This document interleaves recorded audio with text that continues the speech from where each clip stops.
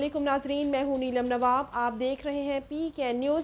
سب سے پہلے کوئٹہ سے خبر شامل کرتے ہیں۔ کوئٹہ میں امن کونسلار کے صوبائی صدر بلوچستان عبدالکریم خلجی سے امن کونسلار کے قائدین ملاقات کر رہے ہیں۔ تفصیلات سے آگاہ کر رہے ہیں MS راوی۔ قومی حالت امن میں پروان چڑھتی ہے، لیکن افسوس ہم نے اس اندھیر نگری میں ہمیشہ بدامنی کا بول بالا دیکھا۔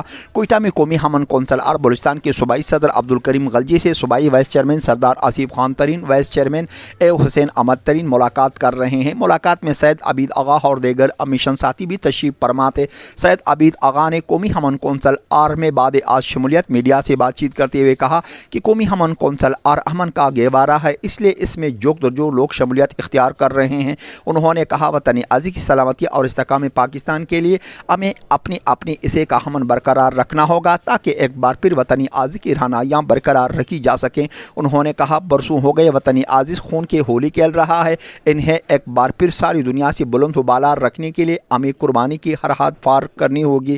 صوبائی صدر عبدالکریم خلجی نے کہا سید آغا کے آنے سے قومی امن کونسل آر کی شہرت میں مزید اضافہ ہوگا۔ MS راوی، سیلادکی، بلوچستان۔